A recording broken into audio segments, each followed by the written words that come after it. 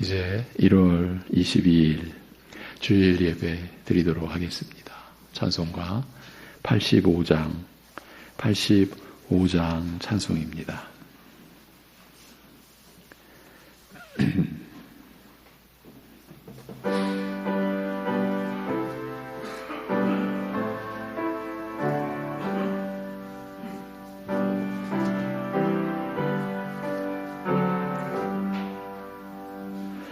구주를 생각만 해도 이렇게 좋거든. 주 얼굴 배울 때야 얼마나 좋으랴. 만민의 구주 예수의 귀하신 이름은 천지에 있는 이름 중 비할 데 없도다. 참 회개하는 자에게 소망이 되시고 구하고 찾는 자에게 기쁨이 되신 85장 예수의 넓은 사랑을 어찌다 말하랴. 주 사랑 받은 사람만 그 사랑 알도다. 사랑의 구주 예수여 내 기쁨 되시고 이제로부터 영원히 영광이 되소서.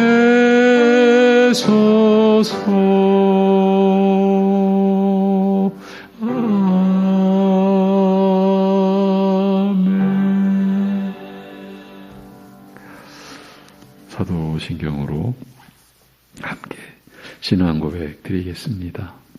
전능하사 천지를 만드신 하나님 아버지를 내가 믿사오며 그 외아들 우리 주 예수 그리스도를 믿사오니 이는 성령으로 잉태하사 동정녀 마리아에게 나시고 본디오 빌라도에게 고난을 받으사 십자가에 못 박혀 죽으시고 장사한 지 사흘 만에 죽은 자 가운데서 다시 살아나시며 하늘에 오르사 전능하신 하나님 우편에 앉아 계시다가 저리로서 산자와 죽은 자를 심판하러 오시리라.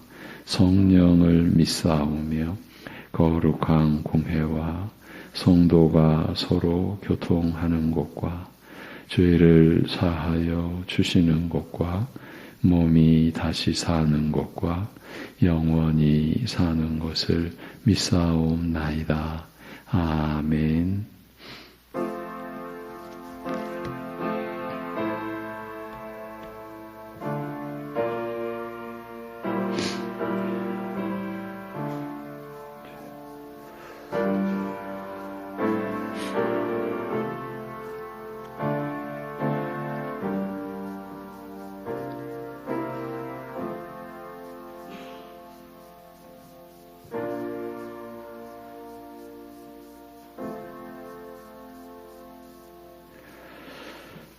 너희는 내가 일러준 말로 이미 깨끗하여졌으니 내 안에 거하라. 나도 너희 안에 거하리라. 가지가 포도나무에 붙어 있지 아니하면 스스로 열매를 맺을 수 없음 같이 너희도 내 안에 있지 아니하면 그러하리라. 아멘. 우리의 영원한 구원의 반석이시요 완전한 피난처가 되어주시는 우리 아버지 하나님, 오직 우리 주 예수 그리스도의 은혜만을 의지하고 성령님의 인도하심만을 구하고 바라보는 심령으로 이 시간 아버지 하나님 앞에 나아가오니 우리의 예배를 주님의 그 크신 인자하심과 신실하심으로 받아주시고 오늘도 우리에게 베풀어 주신 말씀의 은혜와 역사로 우리의 심령을 새롭게 하나님께 가까이 나아가게 하여 주시옵소서. 예수님의 이름으로 기도합니다. 아멘. 일어나셔서 14장 찬송 드리겠습니다. 14장 찬송입니다.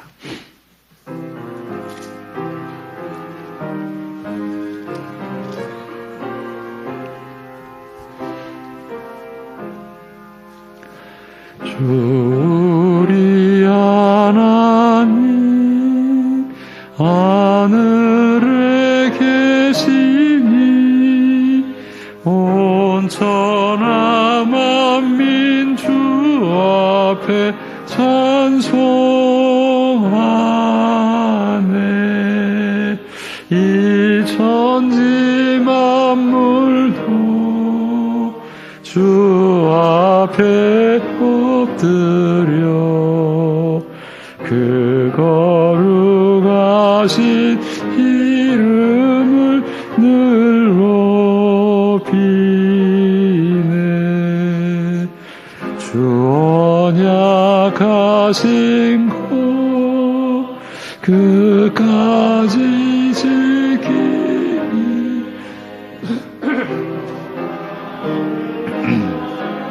야하여 곡하리라. 주 얼굴 배울 때 내 맘이 기쁘고 영원히 주의 영광을 찬양하리. 왕의 왕 되신 주 하늘에 계시니 이 세상 죄악이신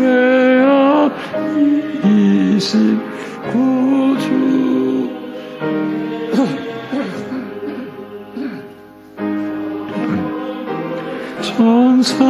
천사들 주옹이하고서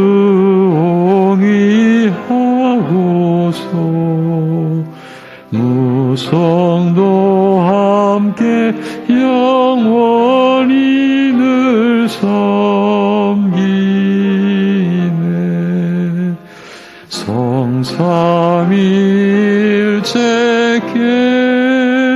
승리한 무리들 다 기쁜 소리 높여서 감사드려. 창조주 하나님 내 주님 되시니 주 앞에 나도 엎드려 경배하네.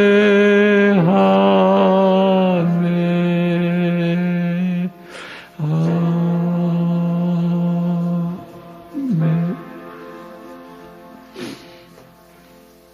교동문 15번 시편 27편입니다.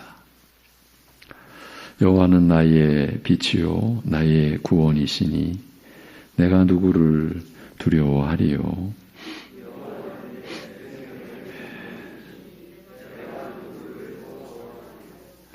악인들이 내 살을 먹으려고 내게로 왔으나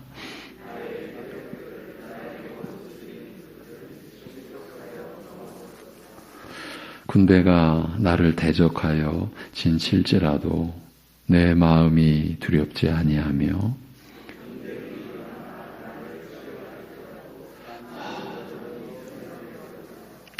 내가 여호와께 바라는 한 가지 일 그것을 구하리니 곧 내가 내 평생에 여호와의 집에 살면서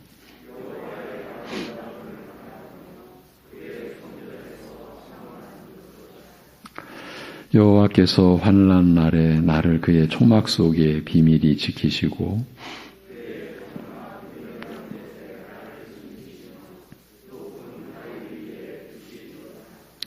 이제 내 머리가 나를 둘러싼 내 원수 위에 들리리니 내가 그의 장막에서 즐거운 제사를 드리겠고 노래하며 여호와를 찬송하리로다. 아멘.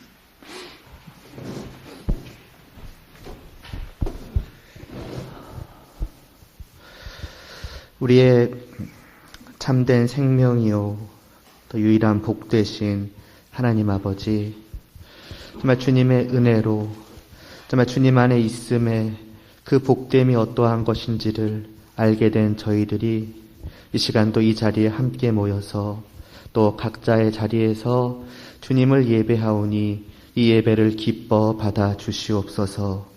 오직 하나님만을 향하여서 갖는 그 넘치는 정말 경외하는 그 마음으로 저희들의 진실된 사랑의 마음으로 저희들의 입술을 통하여서 하나님을 찬양하며 경배코자 하오니 주님 그러한 저희들의 그 모든 것들을 기뻐 받아 주시옵시고 또 이 자리에 모인 저희들에게도 은혜를 베풀어 주시어서 하나님을 찬양하며 하나님과 함께하며 그 교제를 나누는 것이 얼마나 복된 것인가 하는 것을 더욱더 깊이 또 가득히 깨달아 알게 하여 주시옵시고 그리하여 저희들의 영혼이 정말 잠시도 정말 주님으로부터 떠나는 것을 상상조차도 할 수 없는 그러나 더욱더 온전한 성도 되어 갈 수 있도록 은혜를 베풀어 주시옵소서.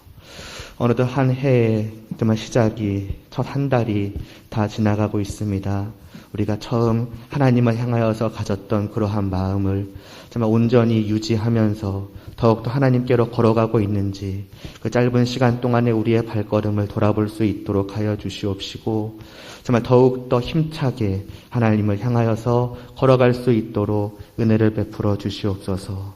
또 각자의 자리에서도 새해의 복들을 기원하고 있을 것인데 과연 무엇이 우리의 복인 것인가 하는 것을 저희로 분명히 기억하게 하여 주시옵시고 오직 하나님과 함께 거하는 그것만을 참된 복으로 여기며 바로 그와 같이 되기를 정말 간절히 또 서로를 위해서 빌고 바라며 또 기도할 수 있는 그러한 복된 정말 주님 안에서의 가족들이 될 수 있도록 은혜를 베풀어 주시옵소서.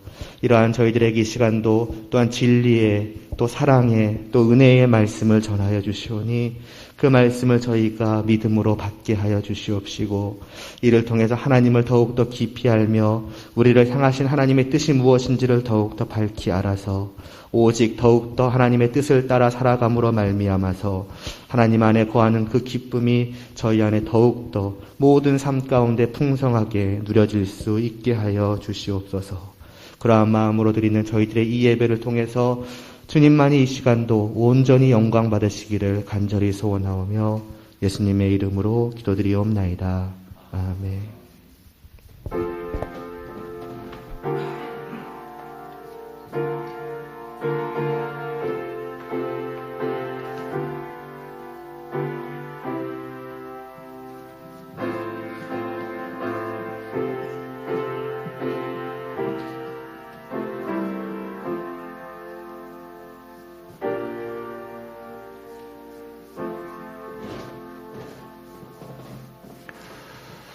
찬송가 206장 찬송입니다.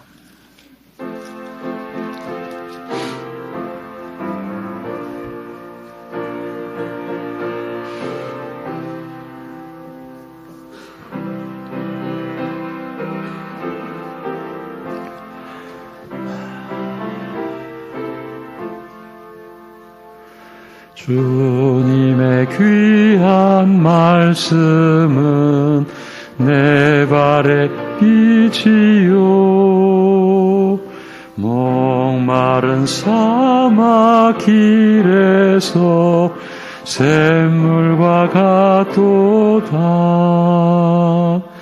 굶주린 나의 영혼을 만나로 먹이고 내 갈 길 밝게 비추니 그 말씀 귀하다. 낮에는 구름 기둥과 밤에는 불기둥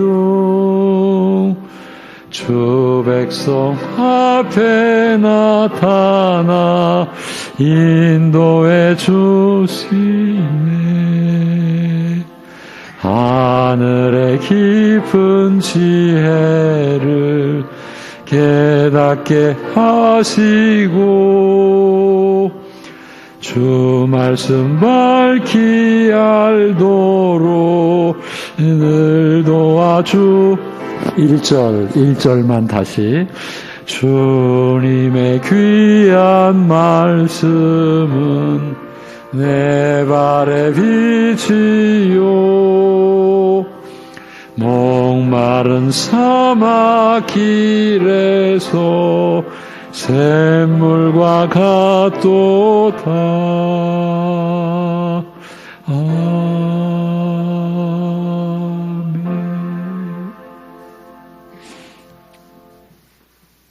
하나님 아버지,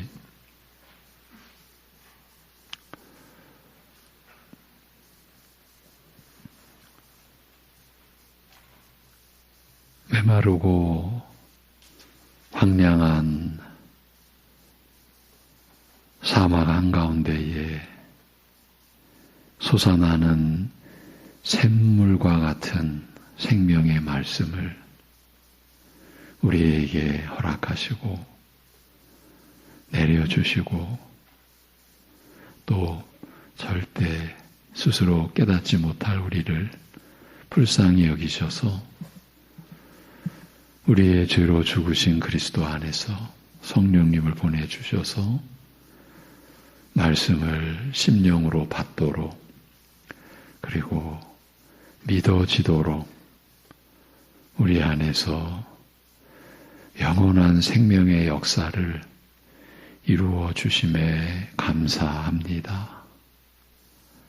그 은혜를 기억하고 오늘도 하나님께 예배드리며 아버지께서 주신 모든 것 가운데 구별된 11조의 예물과 우리가 하나님께 받은 사랑 안에서 또 각자가 처한 상황에서 때를 따라 도우시는 은혜를 기억하고 감사의 고백을 담아 주님의 나라를 섬기는 마음으로 선교의 예물과 건축 그리고 성미와 여러 형태의 감사의 예물을 올려드리는 주님의 손길들 친히 붙잡아 주옵시고 하나님의 뜻이 그 손길을 통해 나타나고 그 발길을 통해 하나님의 나라가 세워져 가게 하시고 무엇보다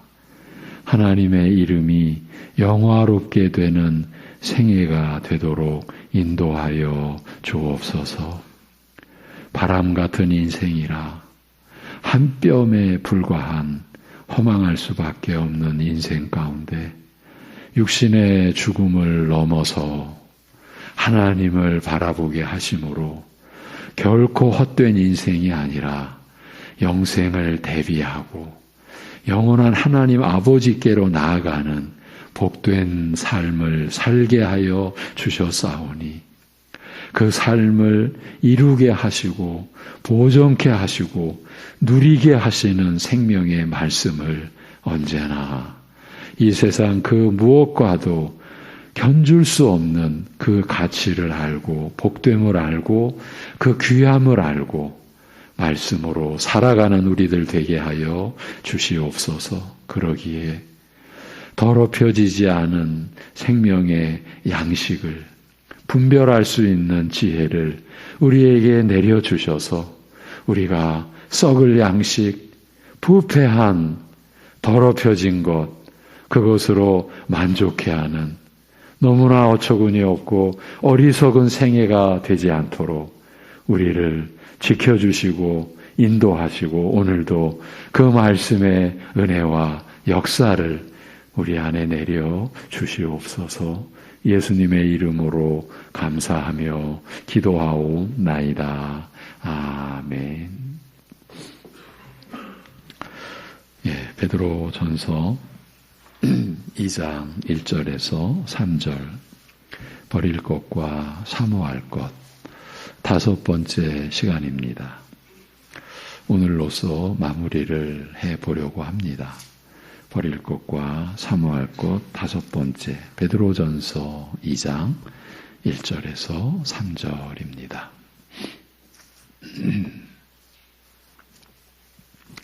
제가 1절을 봉독하면 2절, 3절은 같이 읽겠습니다. 그러므로 모든 악독과 모든 기만과 외식과 시기와 모든 비방하는 말을 버리고 갓난 아기들 같이 순전하고 신령한 젖을 사모하라. 이는 그로 말미암아 너희로 구원에 이르도록 자라게 하려 함이라. 너희가 주의 인자하심을 맛보았으면 그리하라. 아멘. 우리를 거듭나게 하신 은혜에 관한 말씀으로 베드로전서는 시작되었습니다. 이 중생의 은혜는 하나님께서 영원한 죽음에 처한 자를 영원한 생명에 이르게 하셨다는 의미를 품고 있습니다. 그리하여 우리 믿는 자들은 다시는 죽음, 곧 본연의 죽음에 들어가지 않게 되었습니다. 이것이 우리에게 일어난 일입니다. 죽은 자 가운데서 살아나신 그리스도께서 다시 죽지 아니하시고 사망이 다시 그리스도를 주장하지 못하게 된 것처럼 그리스도를 믿는 우리도 포도나무이신 그리스도께 붙어있는 가지가 된 우리도 그리스도처럼 다시 죽지 않고 사망이 다시 우리를 지배하지 못하게 된 것입니다. 그렇기 때문에 중생한 우리는 자라가게 되어 있으며 자라가야 하며 자라가기 위해서는 더럽혀지지 않은 순전하고 신령한 양식을 취할 수 있어야 합니다. 왜냐하면 중생은 새 생명과 새 삶의 시작과 출발점이요. 그리하여 지금부터 걸어가야 할 길은 멀고 오랜 길이기 때문입니다. 그러기에 베드로 사도가 너희에게서 이런 영적 자람과 성숙을 이루게 하는 신령한 양식을 사모하라고 더욱이 더럽혀지지 않고 순전한 영적 양식을 사모하라고 말하는 것입니다. 이 권면 속에는 하나님의 말씀이 사람의 이런저런 죄된 생각과 오해로 왜곡되고 변질된 나머지 우리로 하여금 영적으로 자라 성숙하게 하는 대신 오히려 독초와 같이 영혼을 상하게 하고 해칠 위험이 있음을 경계하는 의미도 들어 있습니다. 만약에 우리가 자라나지 않는다면 어찌 되겠습니까? 또 잘못 자라난다면 어찌 되겠습니까? 그러니까 독초와 같은 가르침으로 영혼이 상해가면서도 스스로는 자라나고 있다고 하면 어찌 되겠냐는 말이에요. 그런 일이 안 일어난다는 보장이 있겠습니까? 우리의 현실만을 놓고 보아도 그 증거는 충분하지 않습니까? 이런 말씀까지 드리는 것은 우리는 그만큼 중대한 논의를 하고 있다는 점을 한 번 더 일깨워 드리려는 것입니다. 자라나게 되어 있는데 자라나지 않는다면 중생의 은혜가 잘못된 것입니까? 자라나고 있는 것 같은데 무언가 잘못되고 있다면 주님께서 한눈을 파시고 계신 것일까요?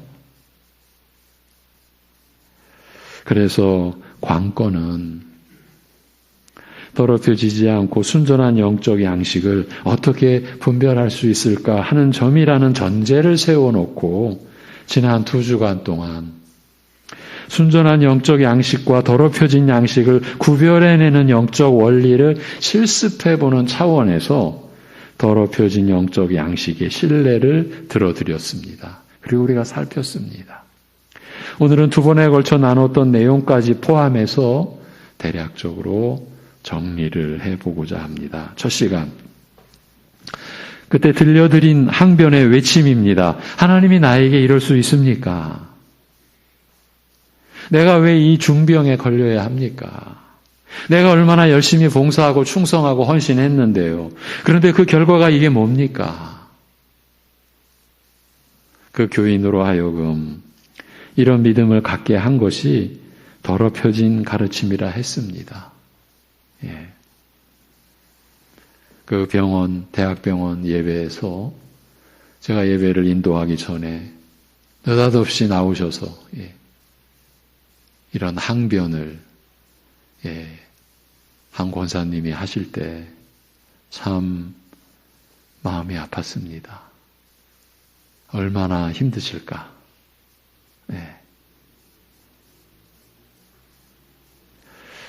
그 교인으로 하여금 그런 믿음을 갖게 한 것이 더럽혀진 양식입니다.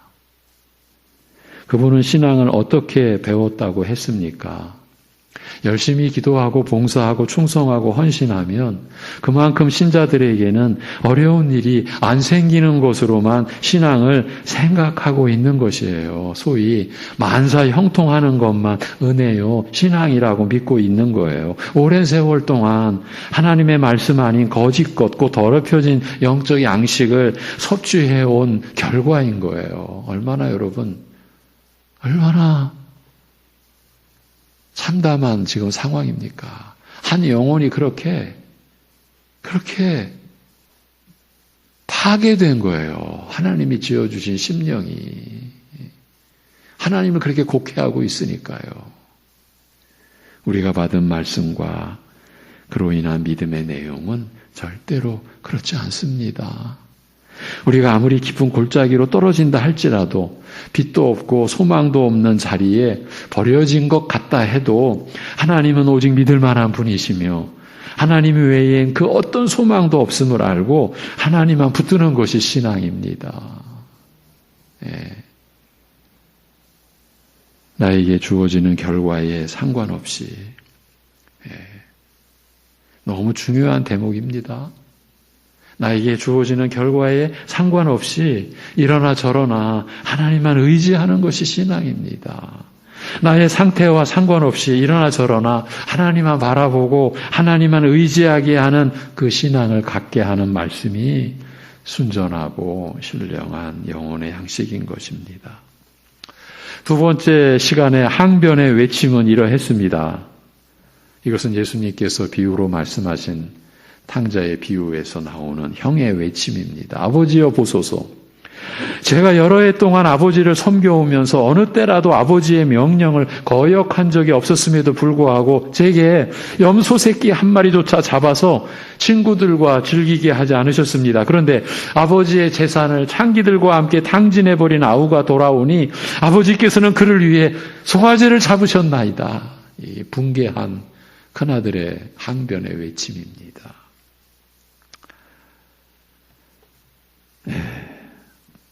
이 돌아온 탕자의 비유에서 드러난 더럽혀진 말씀이 만들어낸 또 하나의 신뢰를 이렇게 우리가 나누었습니다. 이 항변은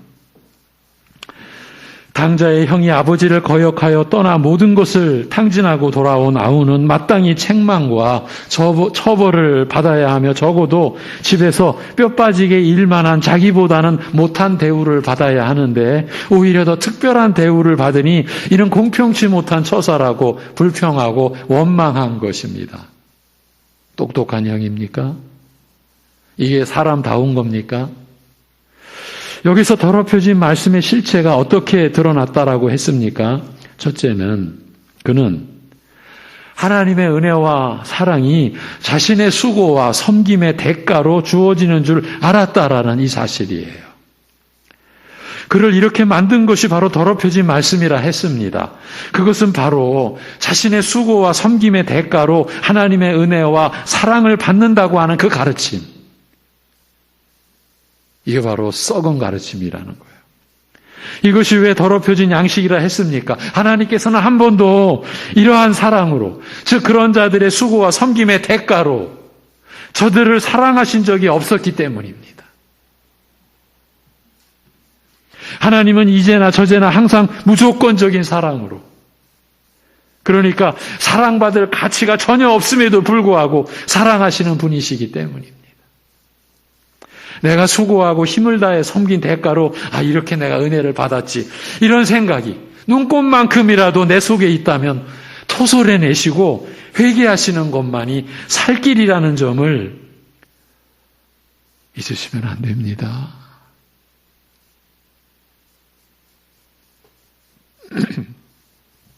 여러분, 사흘에 한 번씩 두들겨 맞는 그러한 사역의 생애, 전도와 선교의 생애, 말씀을 가르치고 섬기는 그러한 생애를 살아간 사도 바울이 눈꽃만큼이라도 그런 암시를 한 부분이 있습니까? 내가 당신들보다 더 많이 수고했지. 그래서 내가 이런 은혜를 누리고 내가 이렇게 교회의 초석을 마련하는 일을 했지라고 하는 암시가 있습니까? 그 형은요, 아버지를 위하여 아무 일하지 않아도 사랑하는 아버지의 그 사랑, 부모를 거역하여도 여전히 사랑하는 그런 사랑, 아무 조건 없이 은혜로 베풀어지는 사랑은 알지 못했습니다. 이렇게 큰아들은 아버지 집에 항상 거하면서 몸으로는 아버지와 함께 지냈는지 모르나 정작 아버지의 참 사랑은 경험하지 못한 불행한 사람이었습니다. 만약에 일생을 교회 안에서 살았다라고 하면서 이 사랑을 모르고 경험하지도 못했다면 어찌 되겠습니까? 여러분 중에서 한 분이라도 이런 분이 계시면 어떻게 하나 하는 두려운 심정으로 나눴던 내용인데, 저의 솔직한 심정을 밝히자면 그런 분이 없지 않다, 그렇게 보여지는 겁니다. 또 하나 드러난 더럽혀진 양식의 실체는 예수님께서 사실은 그 탕자의 비유를 통해, 그리고 그 형을 통해 바리새인들과 서기관들을 지적하신 비유였거든요. 그 바리새인들에게서 드러난 그 모습, 사실 이 점이 이 비유의 핵심입니다. 바리새인들은 스스로 하나님을 경외하여 그의 모든 계명을 범하지 않았고 하나님을 떠난 적이 없었다라고 그렇게 여겼으며, 이러한 자기들의 의로움으로 천국을 얻을 수 있으리라고 그렇게 생각했고 그렇게 믿었습니다. 그들을 이렇게 만든 것이 바로 더럽혀진 말씀입니다. 율법을 지켜 행할 수 있다라고 하는 말씀, 그래서 하나님 앞에서 스스로 의롭다 여기게 만드는 모든 가르침이 바로 더럽혀진 말씀의 대표격이라고 할 수 있습니다. 저들 스스로 내세웠던 자신의 의로움이 하나님께는 한갓 가증스러운 것에 불과했기 때문입니다. 이렇게 지난 2시간의 요점을 돌아보았습니다. 느끼셨고 짐작하셨겠지만 두 주일의 신뢰 속에는 하나의 공통점이 들어있습니다. 그 공통점은 오늘 우리 안에서도 강력하게 역사하고 있는 실제이기도 합니다. 그게 무엇입니까? 자기 자신이 중심이라는 점, 달리 말하면 자기가 주체라는 점, 그래서 자신의 행위가 열쇠가 되고 있는 거예요. 자신이 이만큼 했으니 그에 따른 열매, 곧 자기가 원하는 결과가 있어야 하지 않느냐라고 하지 않습니까? 또 내가 수고한 대가로 하나님의 은혜와 사랑이 주어진다라고 하지 않습니까?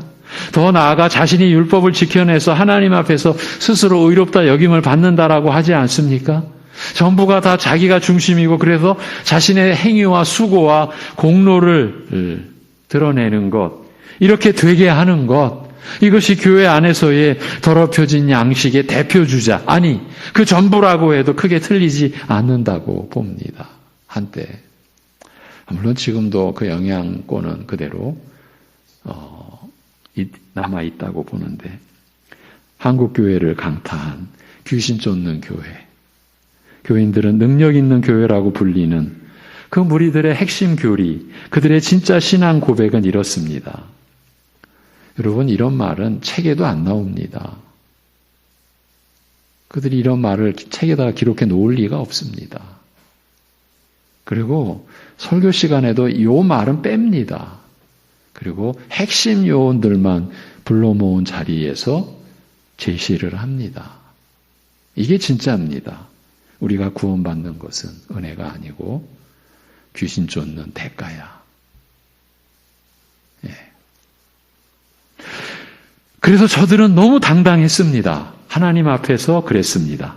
너무 충격적인 사실은 수많은 일반 교회가, 지도자와 교인들이 그 당당함과 그 능력을 그렇게 부러워했고 그 은사를 자기들도 받고자 했다는 것입니다. 그런데 실제로는 뭘 받고자 한 것이고 뭘 따라가려 한 것일까요? 겉으로는 귀신 쫓는 능력을 받고자 한 것인데, 그런데 그 능력이란 게 하나님의 은혜가 아니고 귀신 쫓는 대가로 구원받겠다라고 하는 그 더럽혀진 양식을 근거로 나온다라는 사실은 전혀 몰랐던 것입니다.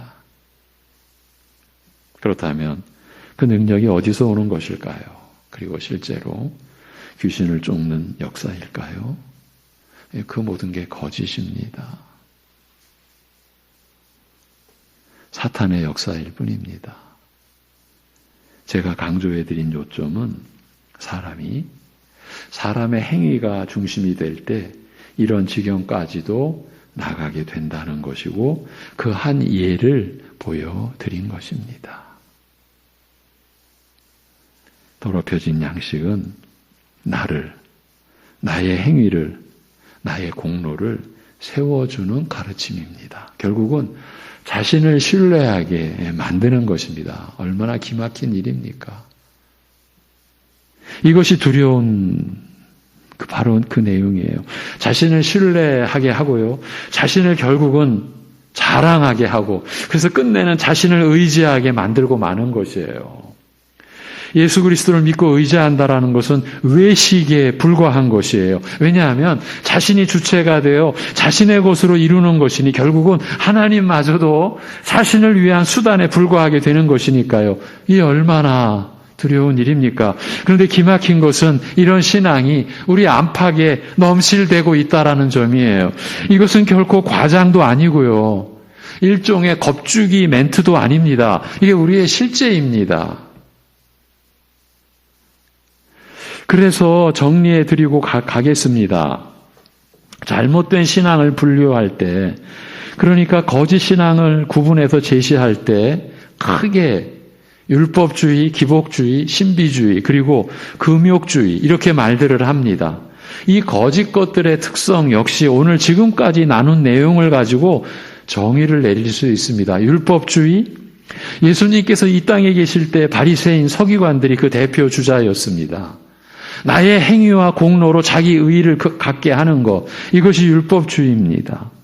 여러분, 자기 의의가 하나님 앞에서는 가증한 것에 불과한 거예요. 제가 이 자기 의의와 큰 씨름을 했죠. 하고 있죠. 예. 제가 저희 교회에 와서 여러분을 섬기면서 첫 전쟁이, 첫 씨름이, 이 영적 씨름이 이 자기의와의 씨름이었는데, 새벽 예배를 자기의로 여기는 믿음 때문이었습니다. 새벽 예배만 자기 의로 여겼다라는 뜻은 아니고 대표격이라고 할 수 있습니다. 그 자랑, 그 공로 의식을 깨트려 드려야 했습니다. 왜냐하면 하나님 앞에서는 가증한 것이었으니까요. 남달리 새벽에 수고하고 하나님 앞에 나와 예배드리고 기도하는데 그 자체가 하나님 앞에 가증스럽게 여겨지는 것이 되면 어찌 되겠습니까? 근데 실체가 그렇게 되고 있었습니다.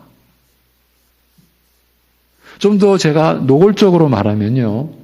예수 그리스도를 믿는다라는 것보다 내가 한 번도 새벽 예배 안 빠졌다라고 하는 것이 더 그런 자기 의의 소유자의 중심에는 가득한 거예요. 그러니까 예수를 믿는 것은 그저 외식적인 행위가 되는 거예요.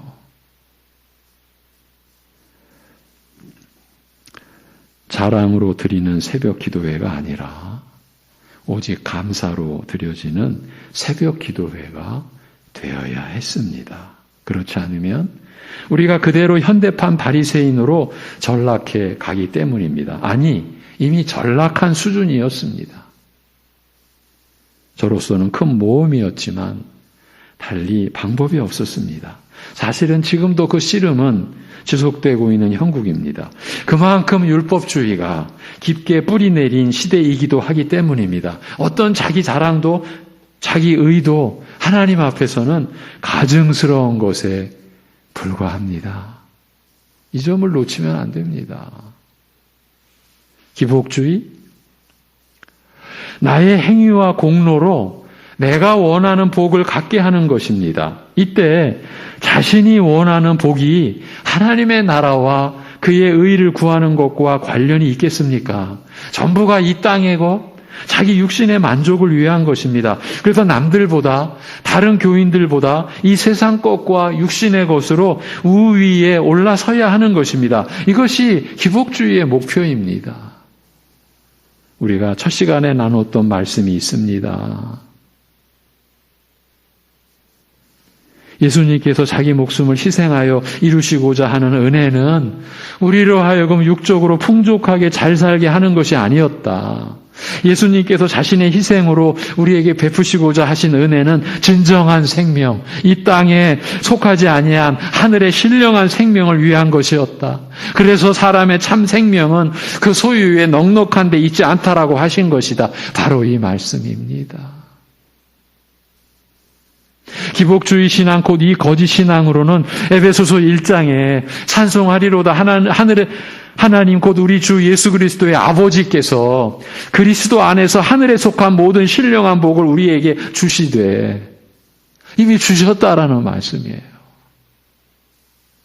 아니 아들을 주셨는데 그보다 더 귀한 신령한 복이 있겠습니까? 이미 주셨어요. 그 창세전에 그리스도 안에서 우리를 택하사 우리로 사랑 안에서 그 앞에 거룩하고 흠이 없게 하시려고 그 기쁘신 뜻대로 우리를 예정하사 예수 그리스도로 말미암아 자기의 아들들이 되게 하셨으니라는 말씀을 기복주의 신앙으로는 받을 수가 없고 믿을 수도 없는 것이에요. 신비주의. 이건 달리 말하면 체험주의 신앙이라고 할 수도 있어요. 사실은 우리가 살아가는 게 다 신앙의 체험이거든요. 그런데 일반적인 체험은 그냥 제끼는 거죠.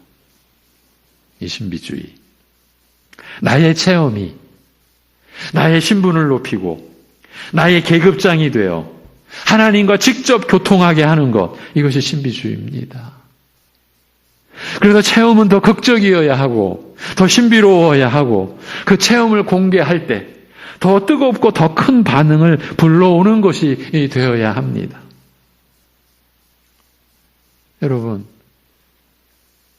내가 어제 집안일 하다가 갑자기 하나님의 말씀이 일하는 중에 기억이 나서 그 말씀이 내가 보고 또 교회에서 말씀으로 들은 그 말씀이 내 마음을 너무 위로해 주시고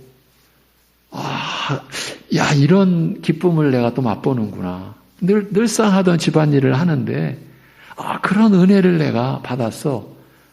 여러분, 이런 간증하면 누가 호응합니까? 사실은 이런 내용이 여러분이 누리고 있고 누려야 하는 그런 은혜 아닙니까?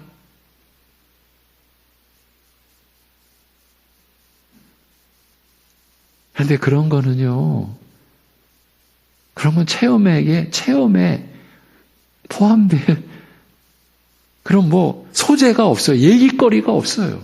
예. 원래는 그게 진짜인데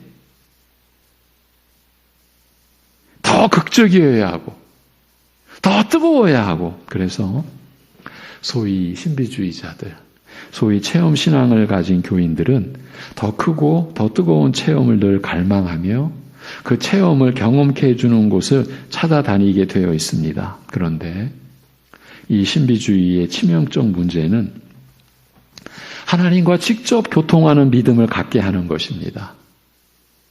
이 시간 참 성령께서 이 말씀을 사용하시기만을 저는 바라는 마음으로 드립니다. 어떤 자기의 그 무엇을 가지고, 제가요, 지난해입니까? 전해입니까? 자기만의 신앙은 이거 너무 비참하다. 수개월 동안 자기 신앙, 자기만의 믿음, 이제 거기에 자기만의 체험이 들어가는 거죠. 이걸로 신앙이 세워져서는 안 된다라는 것을 수개월 동안 새벽 시간 말씀을 통해서 살펴갔어요. 왜? 우리 안에 그런 분들이 계시니까. 이걸 안 놓는 거예요. 못 놔요, 못 놔. 바리새인들이 자기 의의를 못 놓듯 억울한 거예요, 억울한 거. 너무 아까운 거예요. 내가 이렇게 살아왔는데, 남들보다 경건하기 위하여 내가 이런 수고를 했는데, 이거를 버리라니, 이걸 부인하라니, 이거를 왜 버려야 돼? 내가 살았는데, 내가 해냈는데, 그 모든 게 하나님의 은혜라는 것이 가려졌기 때문에 그런 거죠.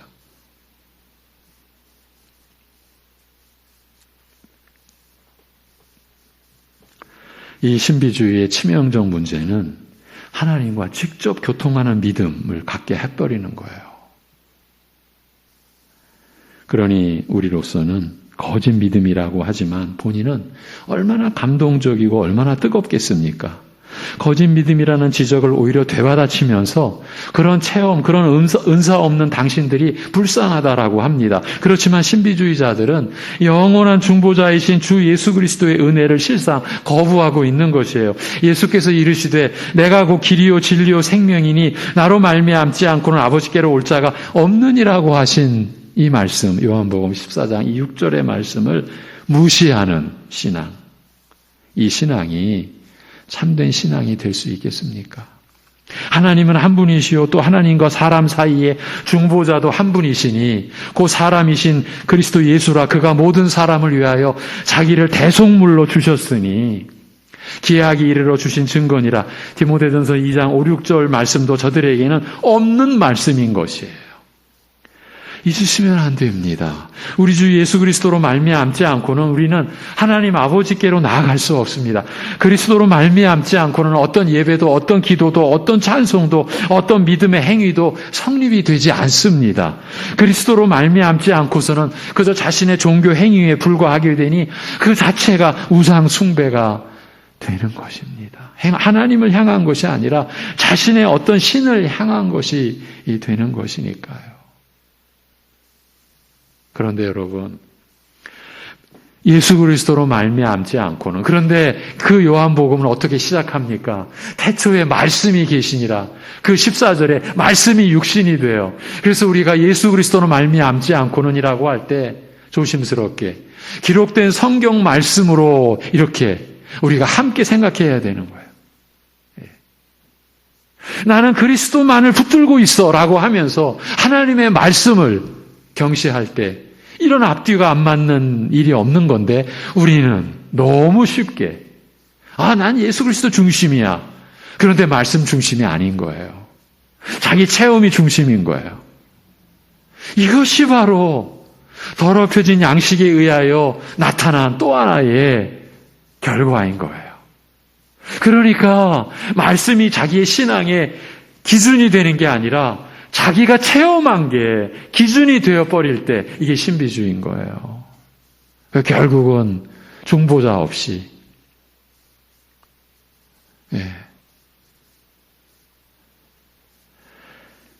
하나님 앞에 나아가는 거예요.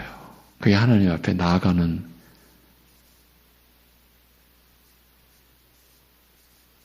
신령한 일이 되겠습니까? 금욕주의. 금욕주의는 고행주의라고도 불리기도 합니다. 나의 금욕과 고행으로 자신을 정결케 하고, 이게 중요합니다. 자신의 고행으로 스스로가 정결케 하고 자신의 신분을 높여 하나님께 나아가게 하는 것, 골로새서에서도 바로 이 점을 명시해 놓았어요.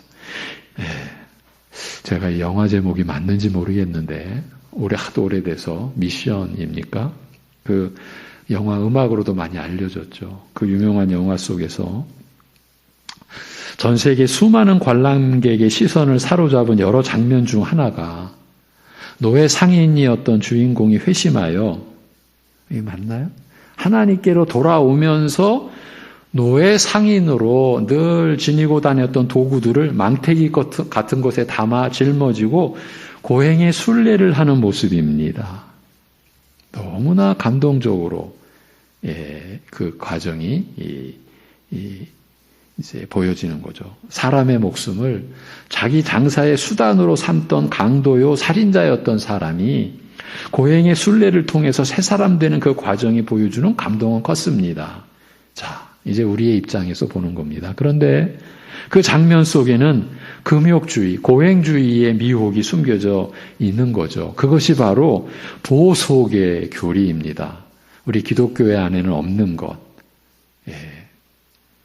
죄로 인한 나쁜 결과를 본인이 보상한다라는 의미입니다. 이것이 가능한 일입니까?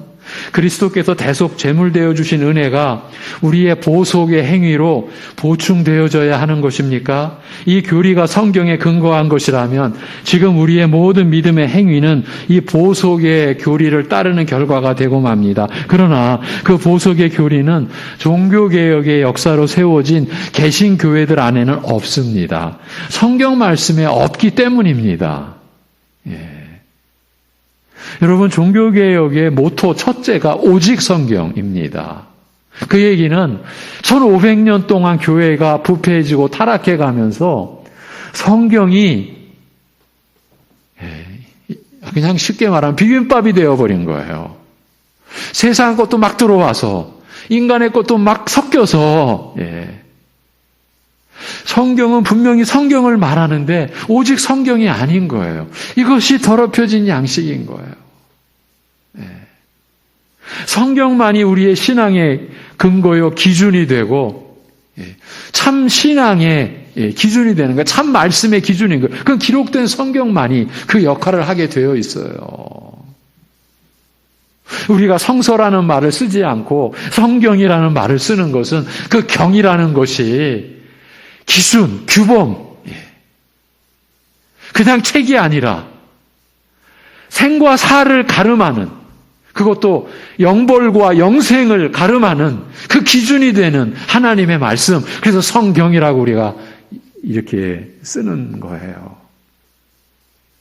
그런데 보속의 교리, 자신의 고행으로 그리스도의 은혜를 고백하면서도 자신의 금욕으로 그 대속의 속죄의 은혜를 보충한다, 보속한다. 사실은 무서운 거죠. 그리스도의 십자가의 은혜가 부족하다라는 아주 은밀한 의미가 그 안에 들어있기 때문이에요.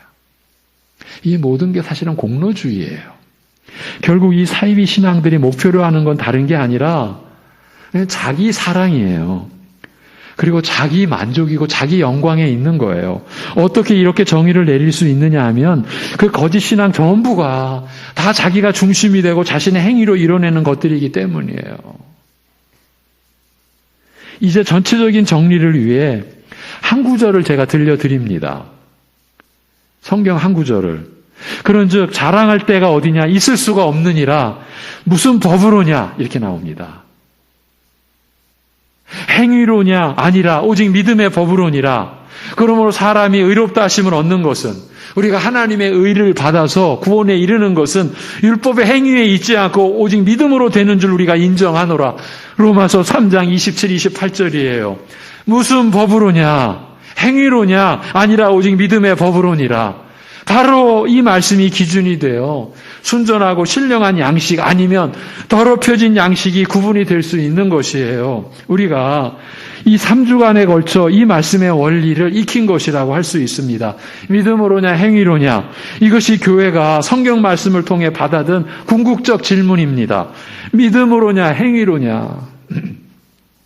사람들이요, 자신의 어떤 잘못을 깨달을 때, 어떤 계기가 있을 때, 일반적인 얘기입니다.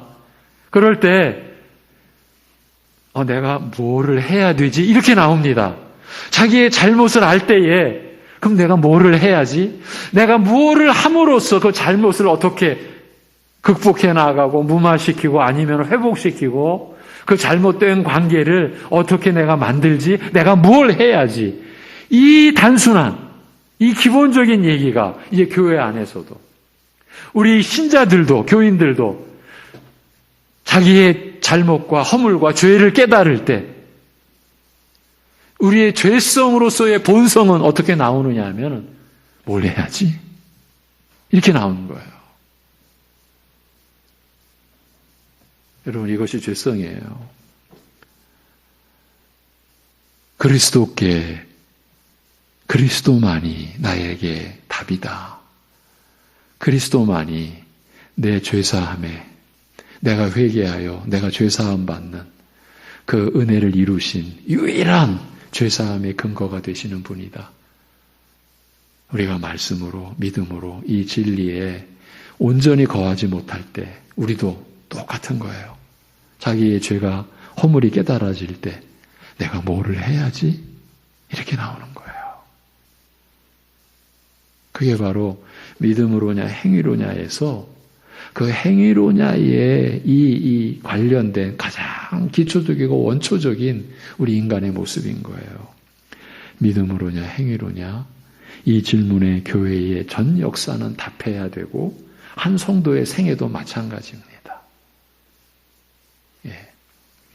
믿음으로냐 행위로냐라는 주제를 회개와 연관시켜서 설명드리는 것으로 오늘 마무리하겠습니다.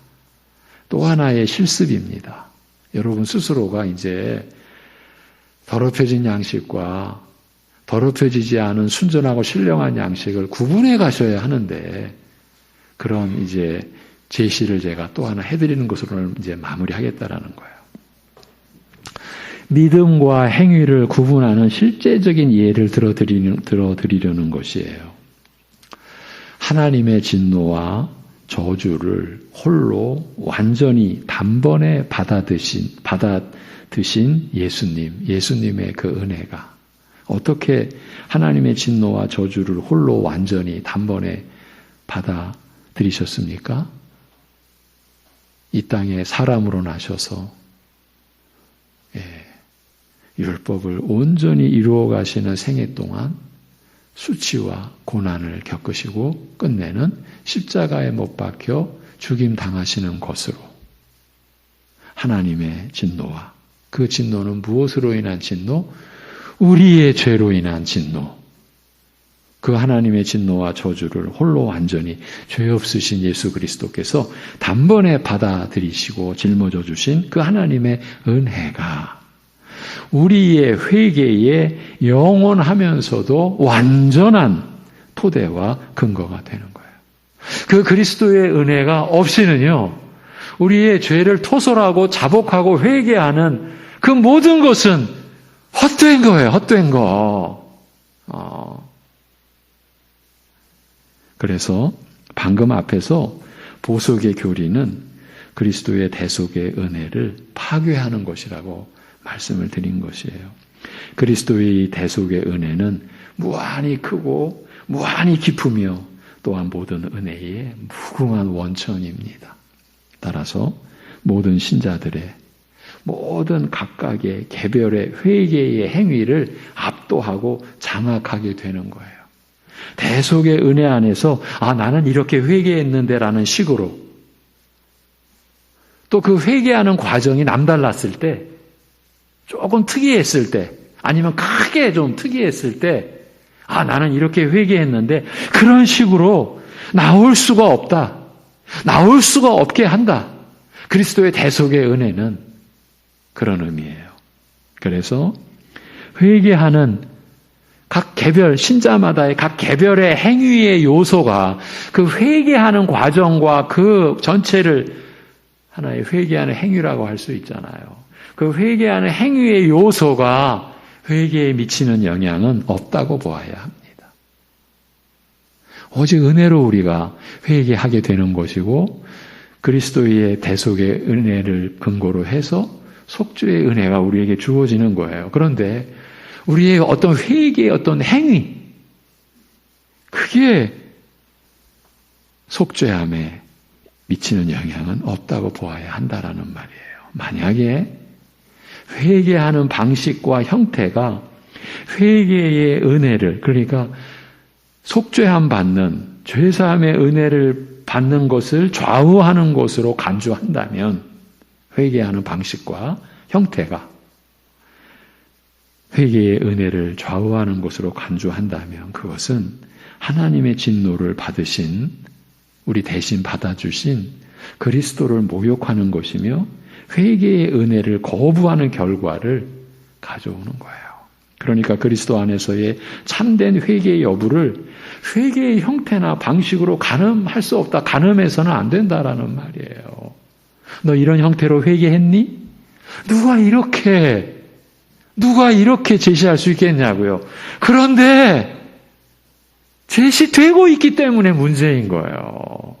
회개와 관련해서도 오늘날 교회는 적지 않은 혼란을 겪고 있습니다. 그중 하나가 공개 자백으로 인한 것입니다.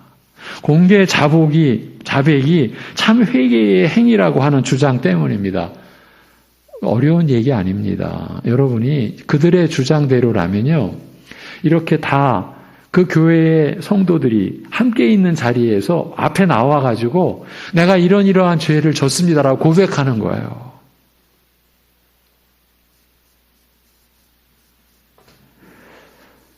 그런 무리들이 점조직으로 교회에 접근해 옵니다. 우리 교회 안에서도 그런 점조직에 접촉이 되어서 그런 무리들에게 끌려가신 분들이 없다라고 볼 수가 없어요. 예. 그러나 이 공개 자백이 회개의 실천적 증거라고 주장하는 것도 결국은 믿음으로의 회개를 부정하고 행위로의 회개를 주장하는 것에 불과한 것이에요. 본질은 그거예요. 믿음으로냐 행위로냐를 건드리고 만 거예요. 예. 여러분, 우리가 지금 예배를 드립니다. 이 예배를 드리는 행위가 본질이 아니잖아요. 예배를 드리는 행위가 반드시 필요하죠. 그런데 이게 본질이 아니잖아요. 그리스도 안에서냐, 그리고 성령님을 의지해서는 아냐, 이거죠. 예. 마음과 생각은 딴 데가 있고, 그저 껍데기만, 이 육신의 껍데기만 예배당에 들어와서, 예배 드렸어. 여러분도 판단하실 수 있으시잖아요. 그게 예배냐. 예. 명절에 가족, 어르신 찾아뵈어서, 부모님 찾아뵈어서, 그런데 마음속은 딴 데가 있어요. 그냥 우스갯소리로. 야, 빨리 부모님께 인사드리고, 우리 여행 가자. 그래, 가가지고, 빨리 그냥, 무슨 속사포처럼, 절하고 인사드리고, 그리고, 야, 우리 빨리 여행 가자. 그게 부모님 앞에 간 거냐고요. 제가 너무 그냥 가볍게 말하는 겁니까? 저는 그런 부모님이 계시면 좋겠습니다라고 생각하는 그런 많은 분들 중에 한 사람입니다. 이미 오래전에 육신적으로는 헤어졌으니까. 예. 하늘나라에 가 계시니까요. 그러니까 제가 이렇게 좀 쉽게 말하나요? 여러분, 그런 경우 예배를 드리는 마음과 생각은 딴 데가 있는데 몸만 여기 와 있어요. 예배일 리가 없잖아요. 이런 게 지금 믿음으로냐 행위로냐라는 그 질문이 담고 있는 의미인 거예요. 여러분, 기도는 길어야 돼. 길어야 그래도 간절함이 나오고. 그렇습니까? 오히려 예수님은 중언부언하지 말라. 그건 이방인들의 하는 짓거리다. 이렇게 말씀하셨어요. 짓거리라는 것은 제가 한 말이고. 그건 이방인들이 하는 것이다. 근데 우리 안에는 기도는 길어야 돼. 이게 벌써 믿음의 기도와 행위의 기도가 서서히 분류되기 시작하는 거예요. 공개 자백이라는 그 행위로 행위의 진위 여부를 판단하는 그들은 믿음으로냐 행위로냐를 벌써 깨트린 거예요.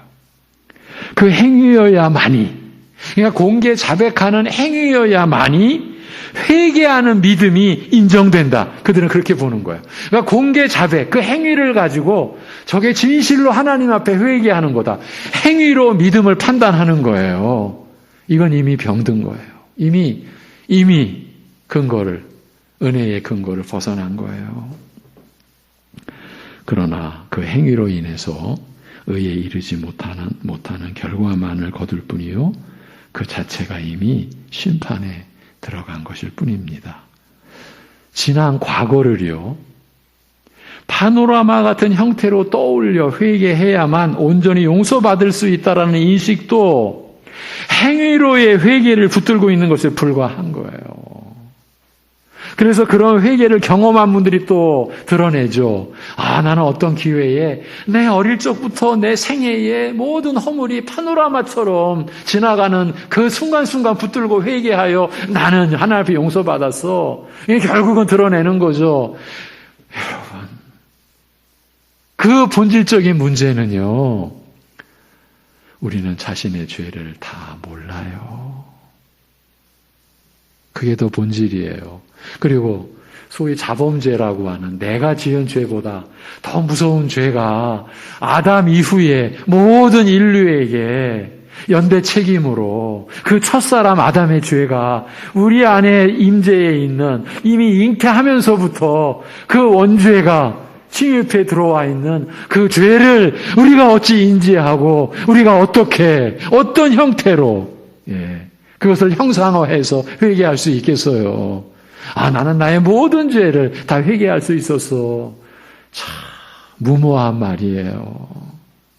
이 모든 게 다 믿음으로냐 행위로냐 해서 행위의 범주에 펄쩍 뛰어들어가서 지금 그러고 있는 거예요. 이 모든 게 우리의 신앙을 야금야금 무너뜨리는 그런 사단의 괴계 속에 있는 것이에요.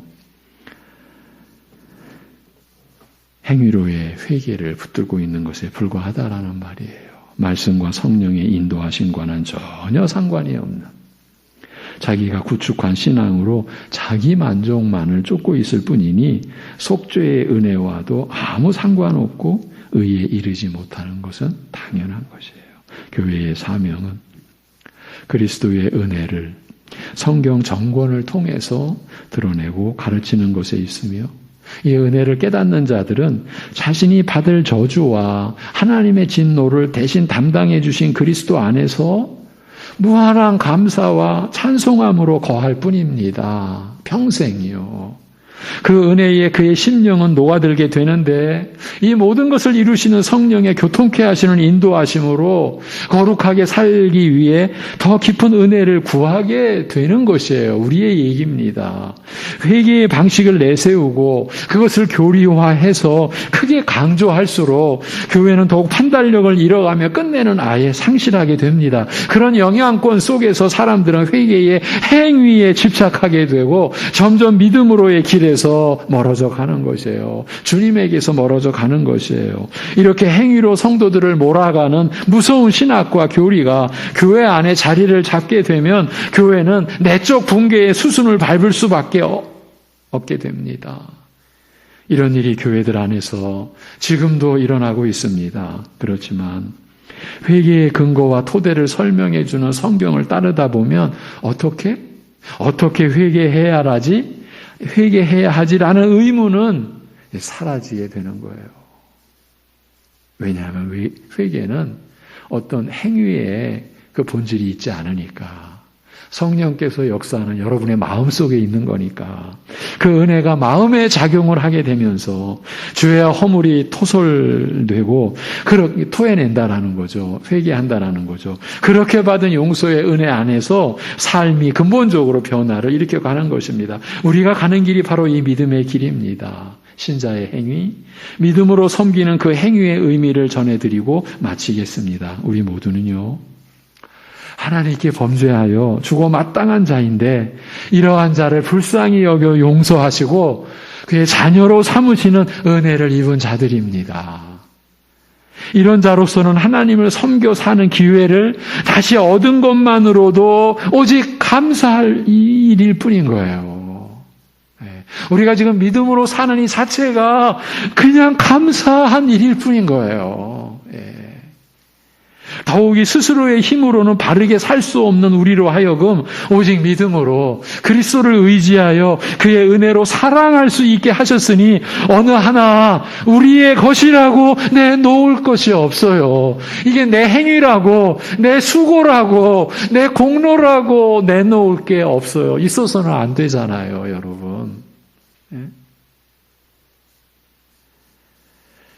만일 주를 섬겨 하나님과 형제를 사랑으로 섬기게 하신다면 오직 나와 같은 비천한 자에게 이처럼 귀하고 복된 섬김의 기회를 허락하신 은혜를 감사할 뿐이요, 당연히 행해야 할 일을 한 것일 뿐이요, 자기를 사랑하고 내세울 일은 결코 아닌 것 아니겠습니까? 이것이 우리가 거듭난 신앙 인격으로 우리가 수용하고 받아들이고 우리 자신을 생각하고 이해할 수 있는 그런 내용 아닙니까? 내 것이라고 내놓을 게 있을 수가 없잖아요. 내세울 것이 있어서는 안 되잖아요. 순전하고 신령한 양식, 더럽혀진 양식. 여러분이 실제 삶 속에서 여러분 스스로 판단하시고 여러분이 분간하셔야 되는 그런 삶을 일평생 살아가셔야 해서 3시간에 걸쳐 이 양식을 구분하는 실습을 말씀을 통해서 해보았습니다. 기도하겠습니다. 하나님 아버지, 우리의 지혜를 신뢰하지 않게 하여 주옵소서.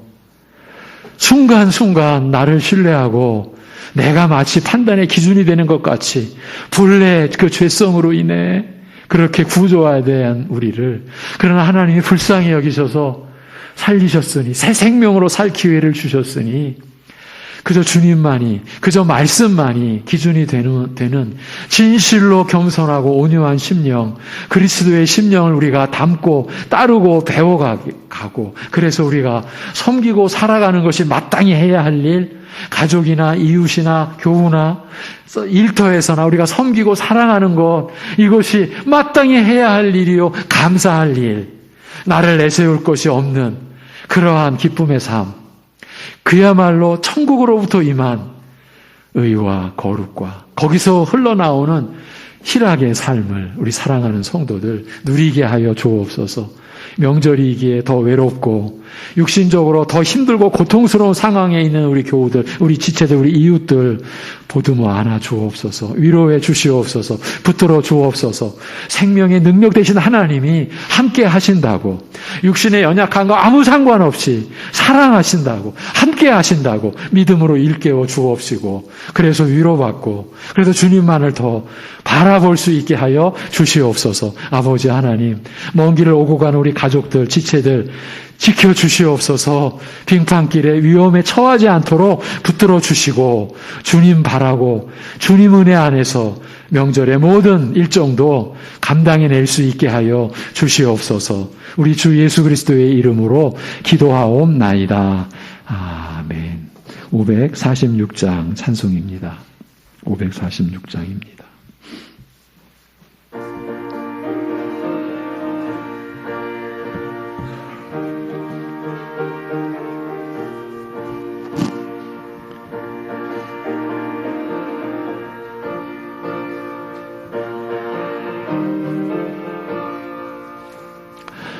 주님이 약속하신 말씀 위에서 영원토록 주를 찬송하리라.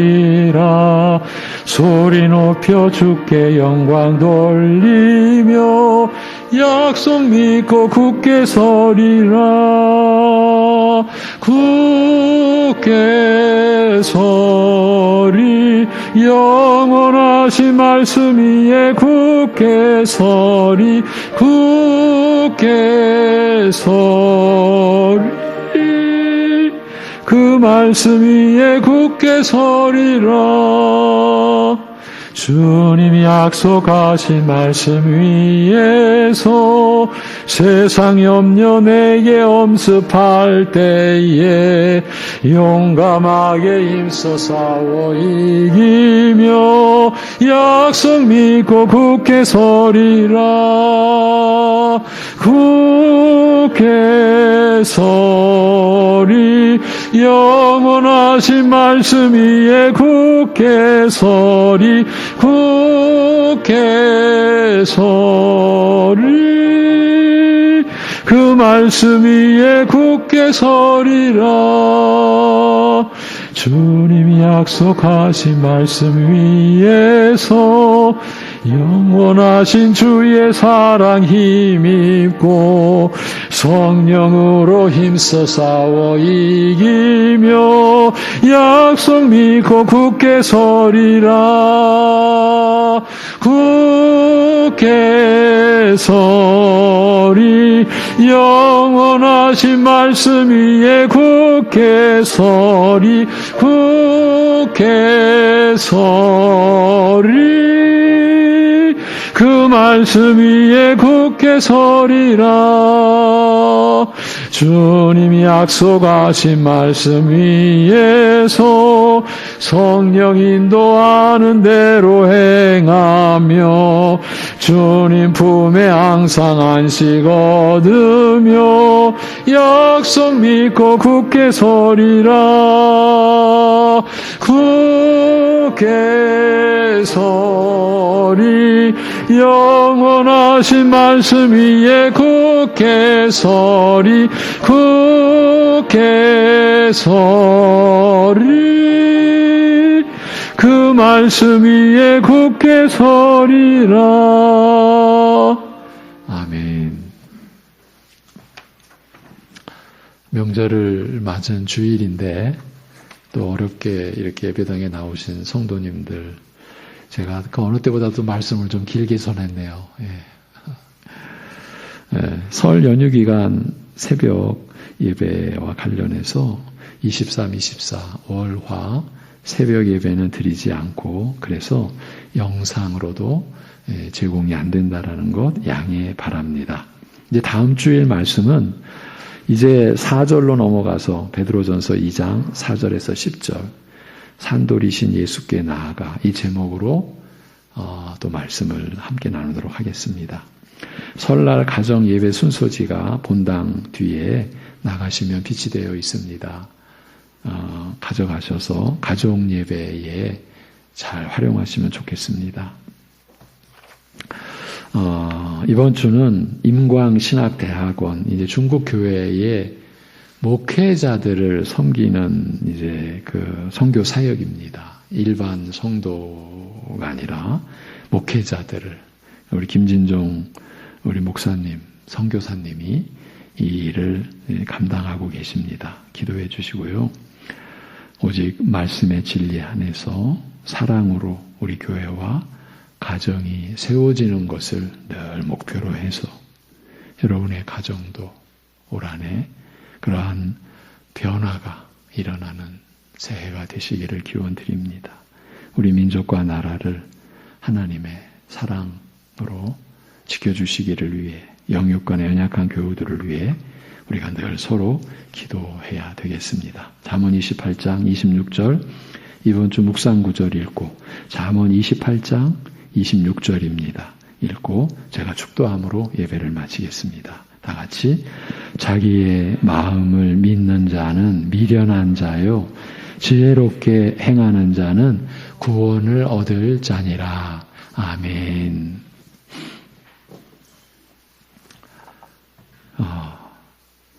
영원한 새 언약의 중보자 되신 주 예수 그리스도의 대속의 은혜와 이 아들을 내어주신 우리 아버지 하나님의 영원하신 사랑하심과 우리 안에 임하셔서 우리의 무지를 깨뜨리고 하나님의 지혜로 하나님의 말씀을 받아서 주 예수 그리스도만을 믿고 의지하며 하나님 아버지께만 영광을 돌리고자 살도록 하시는 성령님의 교통하심이 순전하고 신령한 양식을 하나님의 은혜로 늘 받아 하나님의 자녀로 자라가기를 사모하고, 그래서 이 어둡고 죄에만 있고 사망이 있는 땅에 빛으로 소금으로 살기를 간절히 소망하는 모든 이들 가운데 영원토록 함께 하시기를